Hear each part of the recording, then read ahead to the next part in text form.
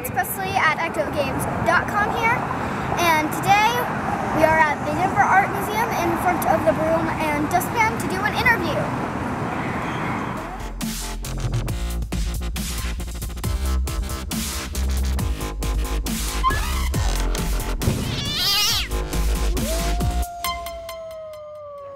Introduce yourself and tell us about what you do here at the museum. Sure. My name is Lindsay Genshaft, and I'm the coordinator of Family and Community Programs. It's kind of a long title, and what that means is that I help families have a great time at the museum by interacting with different works of art and creating programs that might be a little bit different than just going and looking at the art. So I do stuff like I write plays about the art, and I was recently in a play called Jet and Giants. Really? Cool. Did you have fun doing that? Yes. I was only in one scene, like 1 10-second role, but it was still fun. That's awesome. Yeah. Yeah, and so I think it helps when you bring a work of art to life with actors, either the story or the artist, and then you have them interact with the visitors, that you can have a whole new view of the artwork. So yeah. And then I also do a lot of art making that is inspired by works of art, and a lot of programs like that. And I also run summer camps and classes at the museum, and so we have those for ages 4 to 15, and you can come and there's usually a theme that's based on a collection or a specific work of art, and you get to do all the art making inspired by that. Yeah. That's kind of like what I do at my homeschool in Richmond. I think it's called Denver Options. At my art class, what we do is we look at a piece of art for the day and we try and create artwork like how they did that. Oh, or nice. a copy. So that's what I like. That's what my art class is really. I do that at Options. Why do you think it's important to make the museum kid friendly so kids can come and have a good time here with backpacks and such? Well, I think that museums kind of have a reputation for being sometimes a little boring or overwhelming, and so I think that museums are the best places for kids because each work of art is like an entry point into a whole nother world, and so it's actually completely kid friendly because you can use your imagination and you can be creative, and so it's my job to make everybody aware of that, and that it's a great place for families, and especially at the Denver Art Museum, we really cater to welcoming families. So. How do you pick the interactive exhibits for the backpacks? Well, we actually just launched 7 new ones a year ago, and we base those on what, definitely artworks that we think are easily accessible. Like, for example, we did one called Hubble Bubble, which is about the Radcliffe family, which is this huge painting. And so it's very easy to look at. It's a great place to land and be in front of and go into details. So that's a really great backpack to do for a painting. And then the other ones, we know that a lot of young people love animals, so we have a lot of that are based on animals. Yes, the Jaguar one. Yeah, exactly. Rainforest one was this is the first one my little brother did, and the only one he's done, and he loved it. Oh, is that like his favorite one? So yes, he always wants to do that one? It's the only one he's actually done. Oh, okay. He's only been here once. He's 3 years now. He very loves it, except most of his time only like putting together the parrot masks in the perfect way, and then he's just running around with purples and green scribbles all over going, that's him. That's so fun. Yeah, so it's like animals and stories, so we know that, everybody loves stories, so it's like what our India backpack is based on, this character called Hanuman, who's one of the artworks. It's a shadow puppet, actually, and then you get to make your own shadow puppet. So you really pick things that we think will be interesting to families to talk about and make art with. What do you hope kids learn about art by doing this kind of thing? Well, I think that there's a way when you do other activities such as art making or listening to sounds or getting whatever inspiration you can from works of art that makes you then have this really cool connection with the art. It's like you've gone through something inspired by the work of art, so then it's just gonna have more meaning for you. So that's kind of why we do that. What is your favorite piece of art or exhibit at?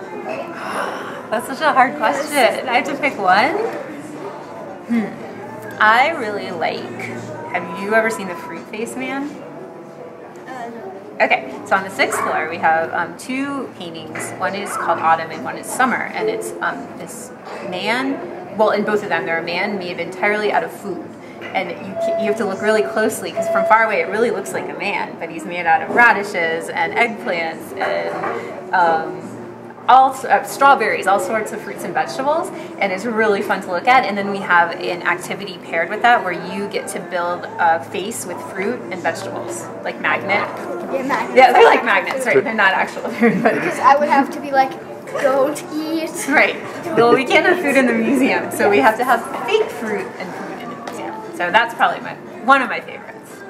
So we found the fruit-faced people, or perhaps they're normal. And they look really cool, so there's an activity over here where you make your own face out of fruit. Fake fruit, of course. You can also make a steampunk or clockwork face, which is pretty cool. Bolts and gears. So there's a picture of a guy or a girl, or either. And you use these to fill in features. I'm going to do the clockwork one first. This seems like it would be a good Who's your favorite artist and your favorite style? Another hard question. I really, really love some modern artists like Pollock, so all of the, splatters and stuff like that. But then I also love Monet, who's an impressionist, and so, he did his brush strokes. They're kind of how he felt, he feels something and he does it through his hand with using brush strokes and different ways to look at light. So those are probably two of my favorites, but it's very hard to pick one. Actually at school, we got some strings and we dipped them in paint and then we pulled it with them all over like a piece of paper. It was probably the messiest activity we've ever done. But messy is kind of fun, right? Yes, and they turned out looking really cool because we were using string painting. We were just taking the strings to paint. Did you do that outside? Actually, we were doing it at the end of summer party. Oh my gosh. On a table, with a tablecloth, of course. One of those mess tablecloths made out of plastic and stuff. Oh. So, we didn't do it outside, but they were just really small, normal printer papers. Do you have a favorite artist? I actually do not, but I know that my favorite style is the styles where they're textured, I've made one of those where you would rip paper and you would make on a canvas you would use paper to make stuff. Yeah. You would make kind of like a collage. Yes, kind of like a collage, except you would start by making cutting out a person with paper and then cutting out the clothes and making them out of paper and then cutting out the hair and making it out of paper. Yeah. And facial features and stuff. Those are really cool to look at because they look like if you would reach out and feel them, they would feel different. Yeah, you could imagine what it would be like to touch them. Yeah, and I also just I love to doodle random stuff. So my favorite art style I would say is doodling, just because seeing what comes out when you just start going. Yeah. You just start going. That's what happens. Really cool things happen. Is there anything about the museum that most people don't actually know, but you think they should? Well, I'm not sure if a lot of people know this. Maybe they do, but we have something for families in almost every single gallery. So what that means is there's spaces that are devoted, kind of, like this. You can sit down and play a game or do some close looking or do an activity that's related to the art that's in the gallery. So we have that on almost every single gallery, which is pretty unique for an art museum. Because, normally, what you would think of art museum is just a museum where you would go and you would see a bunch of art and there's no activities. Exactly. You just kind of have to stand there. But not at this museum. Yeah, not There's lots to do. And we also really encourage families with very young children to come because we have a lot of toddler programs and there's lots of fun stuff to look at and do in all the galleries. So maybe that's something people don't know. Okay, so they have this quilt design, which is kind of color by number with little magnetic quilt pieces. So what we're doing is we are working on those. We're grabbing handfuls and then seeing what color they are. 8. Oh. So blue is 8, so we're gonna go for the 8s over here. The 8s, or 8s over here. Here we go. So it doesn't really matter. Okay, this is a white piece. This is a black and white piece. So those go together to be one piece. So here's a quick status update. We're working on the quilt. It looks pretty cool so far. I actually don't know if there's supposed to be a design on it or anything, but it looks pretty cool so far. Alright, so we're done with the quilt, and it doesn't make a picture, but it looks pretty cool. So I loved it. It was really fun to make the quilt. So if you're coming to the Denver Art Museum, then come make a quilt. It's really fun. Alright, so they have this really cool stamp exhibit. What is this?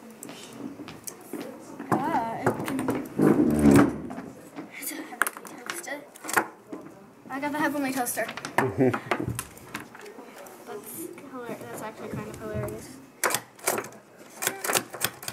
Heavenly Toaster. Oh, that just ended up. This one's really nice. We found the Heavenly Toaster, and you can't really see the indent on the toast, which makes it. Have any tips for people visiting this museum for the first time? Like what they should look at?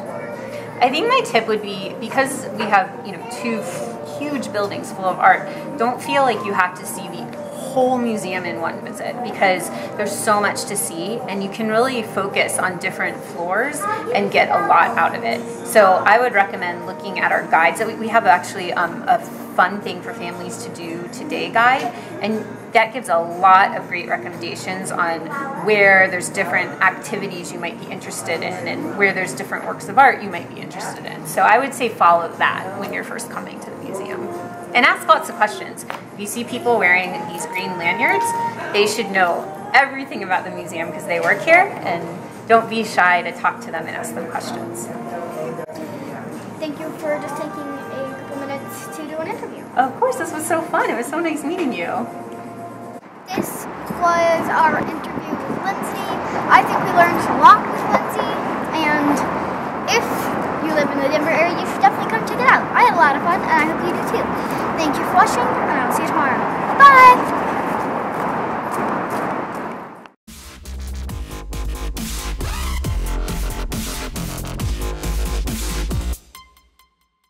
I finished my weird ruffly thing, and it ended up looking like a clown, so this is how I'm going to exit now.